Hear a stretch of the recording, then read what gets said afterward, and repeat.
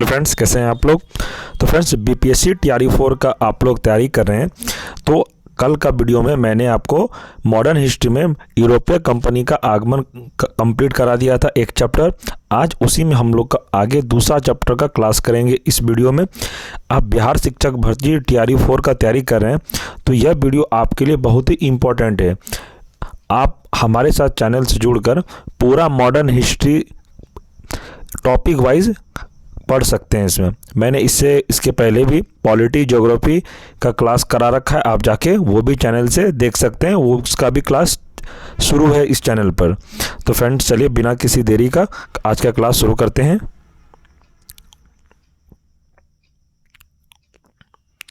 पहला प्रश्न है, मुगल सम्राट द्वारा स्वतंत्र रूप से नियुक्त बंगाल का अंतिम गवर्नर कौन था।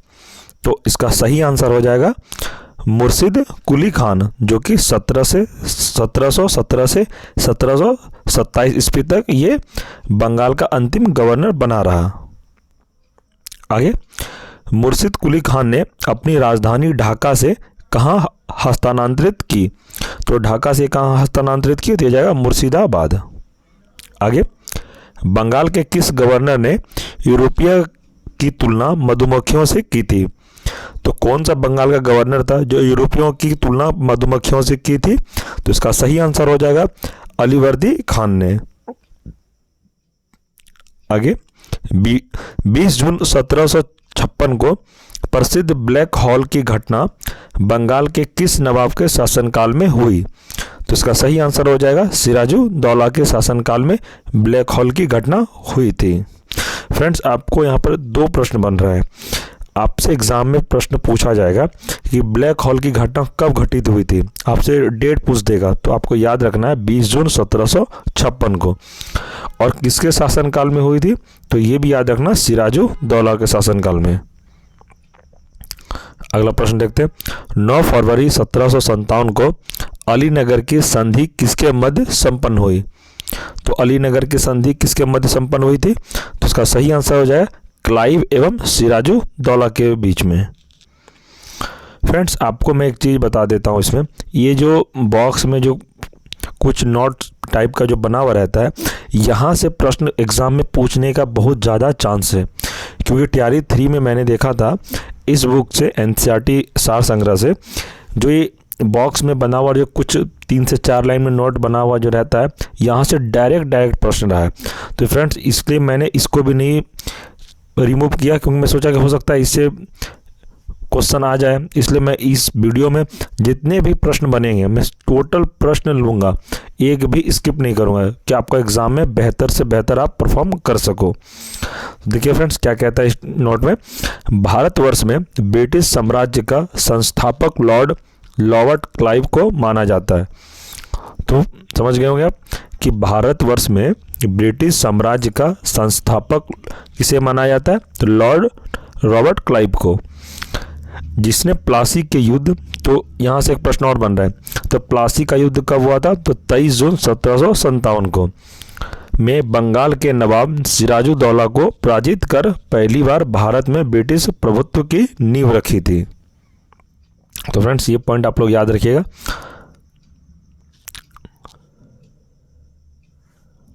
आगे देखते हैं, प्लासी के युद्ध के समय बंगाल के नवाब को सेनापति कौन था जिसने युद्ध में विश्वासघात किया था। तो प्लासी का युद्ध कब हुआ था, तो आपको अभी बताया 1757 को। ये डेट याद रखिएगा। इस क्वेश्चन क्या कह रहा है इसमें, प्लासी के युद्ध के समय बंगाल के नवाब का सेनापति कौन था जिसने युद्ध में विश्वासघात किया था। तो कौन था वो, तो मीर जाफर ही जो थे जिन्होंने विश्वासघात किया था। आगे, प्लासी के युद्ध के समय मुगल बादशाह कौन था। तो उससे मुगल बादशाह कौन था, इसका सही आंसर हो जाएगा आलमगीर द्वितीय। आगे, प्लासी युद्ध के पश्चात बंगाल का नवाब कौन बना। इसका सही आंसर होगा मीर जाफर बना था। फ्रेंड्स, आप टीआरई 4 का जो तैयारी कर रहे हैं, आप मुझे बहुत सारे स्टूडेंट ने आज मैसेज किया कि सर इसमें एग्ज़ाम में करंट अफेयर भी आता है ना। तो मैं बोला कि अभी आप करंट अफेयर के पीछे मत जाइए, एग्ज़ाम से मैं आपको 15 से 20 दिन पहले करंट अफेयर का मेन इम्पॉर्टेंट टॉपिक मैं आपको करा दूंगा, उससे बाहर आपको प्रश्न नहीं आएगा।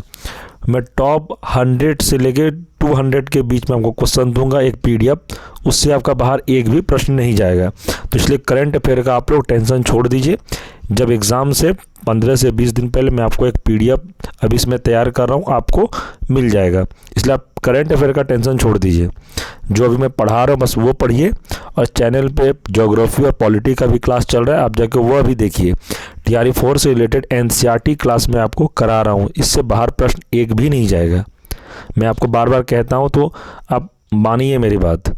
आप जाके TRE 3 का प्रश्न उठा के देख लीजिए, आपको इसी बुक से मिलेगा। सबसे ज़्यादा प्रश्न यही बुक से मिला है, NCERT बेस्ड। इसलिए ज़्यादा बुक मत पढ़िए, जो मैं करा रहा हूँ बस वही पढ़िए। चलिए प्रश्न की ओर बढ़ते हैं। भारत में ब्रिटिश प्रभुत्व की शुरुआत किस युद्ध से मानी जाती है? तो इसका सही आंसर हो जाएगा प्लासी के युद्ध से, जो कि प्लासी की युद्ध कब हुआ था? तो 23 जून 1757 को।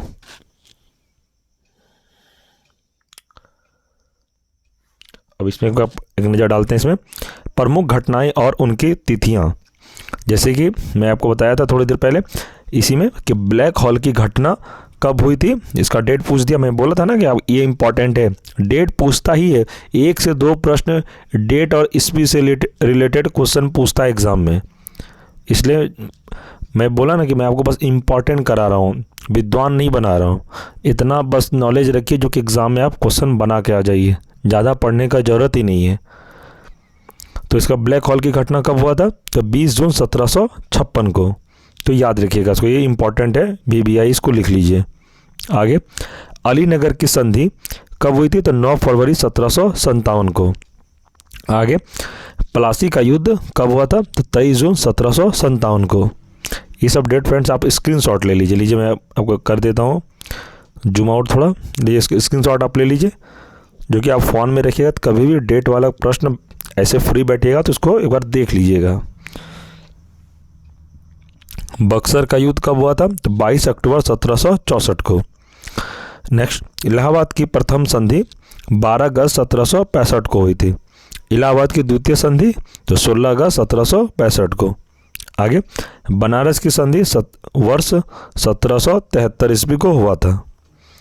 अब चलिए प्रश्न की ओर बढ़ते हैं। वर्ष 1760 में अंग्रेजों ने मीर जाफर को हटाकर किसे बंगाल का नवाब बनाया? तो मीर जाफर को हटाकर अंग्रेजों ने बंगाल का नवाब किसे बनाया था? तो ये हो जाएगा मीर कासिम को। अब मीर कासिम से रिलेटेड एक में नोट में पढ़ते हैं कि 22 अक्टूबर 1764 को बक्सर के युद्ध में अंग्रेजों ने मीर कासिम, अवध के नवाब शुजाउद्दौला तथा दिल्ली के मुगल सम्राट शाह आलम द्वितीय की सम्मिलित सेना को पराजित किया था। तो याद रखिएगा इसको कि बक्सर का युद्ध कब हुआ था? तो 22 अक्टूबर 1764 को। तो एक प्रश्न आपका यहाँ से भी बनता है, तो इसको याद रखिएगा। आगे देखते हैं, बक्सर के युद्ध के समय ब्रिटिश सेना का सेनापति कौन था? तो बक्सर के युद्ध के समय ब्रिटिश का सेनापति कौन था? तो ये प्रश्न इंपॉर्टेंट है, ये BBI, ये भी आप नोट कर लीजिएगा। तो हो जाएगा इसका आंसर हेक्टर मुनरो था। नेक्स्ट प्रश्न, बक्सर के युद्ध के समय बंगाल का नवाब कौन था?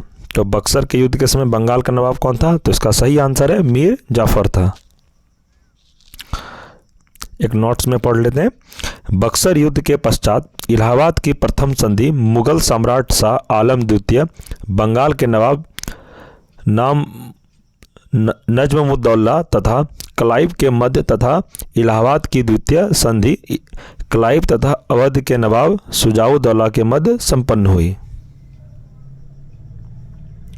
नेक्स्ट प्रश्न, किस संधि के माध्यम से अंग्रेजों को बंगाल, बिहार और उड़ीसा की दीवान प्राप्त हुई? तो इसका सही आंसर हो जाएगा इलाहाबाद की संधि। नेक्स्ट प्रश्न, स्वर्ग से उत्पन्न सेना नायक किसे कहा गया है? तो उसका सही आंसर है तो ये हो जाएगा रॉबर्ट क्लाइव को। आगे, इलाहाबाद की संधि के पश्चात बंगाल में द्वैत शासन की स्थापना किसके द्वारा की गई? तो बंगाल में द्वैत शासन की स्थापना किसके द्वारा की गई थी? तो इसका आंसर हो जाएगा रॉबर्ट क्लाइव के द्वारा।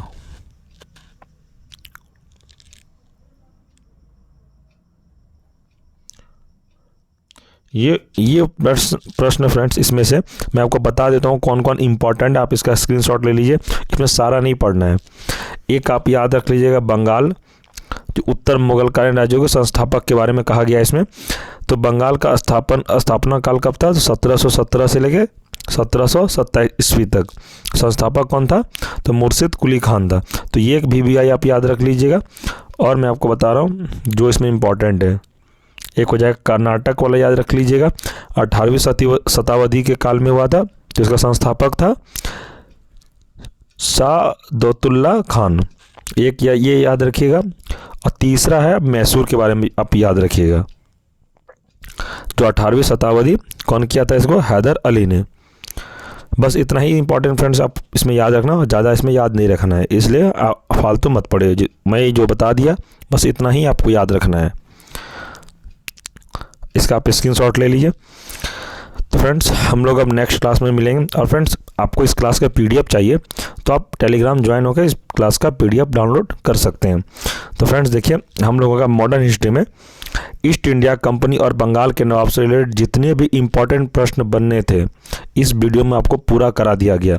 इससे बाहर आपका एग्ज़ाम में एक भी प्रश्न नहीं जाएगा, ये मैं आपको 100% गारंटी के साथ कहता हूँ। और आप बोलिएगा कि गारंटी के साथ आप कैसे बोल सकते हैं? तो फ्रेंड्स इसी चैनल पर एक वीडियो अपलोड है जो कि TRE 3 में जितने भी प्रश्न पूछा गया था इसी बुक से ही प्रश्न आया था, वो आपको प्रूफ के साथ मैं आपको दिखा दिया हूँ एनालिसिस करके। आप जाके वो वीडियो देख सकते हैं, चैनल पर अपलोड है। इसलिए मैं कहता हूँ बस मैं जितना इसमें मैं क्वेश्चन आपको पढ़ाया इससे बाहर आपका एक भी प्रश्न नहीं जाएगा। अगर आप किसी भी क्लास का तैयारी कर रहे हैं PRT से लेके PGT तक में, सारे क्लास स्टूडेंट के लिए ये इम्पॉर्टेंट क्लास है। कल का क्लास में मैंने आपको मॉडर्न हिस्ट्री में यूरोपीय कंपनी के आगमन के बारे में पढ़ाया था, जो कि एक वीडियो में कंप्लीट हो गया। मैं चाहता तो सारा को एक ही में कलेक्ट करके पढ़ा सकता था, लेकिन मैं आप ही लोगों के लिए इसको टॉपिक वाइज पढ़ा रहा हूँ कि आपको भी समझ में आए, चैप्टर वाइज आपको याद रहेगा। एक में खिचड़ी ऐसा पढ़ाने से बेटर है कि अलग अलग ही और छोटा छोटा पार्ट में पढ़ाया जाए। इसलिए मैं आपको टॉपिक वाइज ही पढ़ाऊँगा। आज ही हुआ, फिर कल आगे चैप्टर होगा। अगला ईस्ट इंडिया कंपनी के बाद इसका तीसरा चैप्टर का नाम है क्षेत्रीय राज्य पंजाब एवं मैसूर के बारे में आप लोग पढ़ेंगे। तो फ्रेंड्स BPSC TRE 4 का आप टेंशन मेरे ऊपर छोड़ दीजिए, कैसे कंप्लीट कराना वो टेंशन मेरा है। बस आप चैनल से जुड़े रहिए और बस क्लास करिए और कुछ मत करिए। ज़्यादा बुक मत पढ़िए, बस मिनिमम बुक पढ़िए, एकदम सीमित में। ज़्यादा बुक पढ़ने का ज़रूरत नहीं, ऐसा होगा ज़्यादा पढ़िएगा कुछ समझ में नहीं आएगा। तो ठीक है फ्रेंड्स, एक फ्रेंड्स आपसे एक रिक्वेस्ट है कि अगर आप चैनल पर नए हैं तो चैनल को सब्सक्राइब कर लें और बेल आइकन को प्रेस जरूर कर लें, जिससे इस चैनल पर कभी भी वीडियो अपलोड होगा तो आपको सबसे पहले नोटिफिकेशन मिल जाए। फ्रेंड्स आपको अगर वीडियो पसंद आया हो तो वीडियो को लाइक और शेयर जरूर करें। फ्रेंड्स BPSC TRE 4 के लिए तैयारी के लिए बेस्ट चैनल आपको यूट्यूब में सबसे बेस्ट चैनल यही रहेगा। आपको मैं आपको ज़्यादा नहीं पढ़ाऊँगा, आप लोग सोचिएगा कि बहुत ज़्यादा हैवी नोट्स, वैसा कुछ नहीं। बस जो एग्ज़ाम में पूछने लायक होगा क्वेश्चन, जो पूछता है बार बार, मैंने TRE 3 तक सारा एनालिसिस किया है, क्वेश्चन यहीं से बनता है। इसलिए ज़्यादा आपको पढ़ाने का ज़रूरत नहीं है, बस जितना पढ़ा रहा हूँ आप पढ़ लीजिए, आपका एग्ज़ाम निकल जाएगा। तो ठीक है फ्रेंड्स, हम लोग अब नेक्स्ट वीडियो में मिलेंगे। आप लोग टेलीग्राम पे ज्वाइन होकर एक क्लास का नोट्स आप डाउनलोड कर सकते हैं। ठीक है फ्रेंड्स, नेक्स्ट वीडियो में मिलते हैं। धन्यवाद।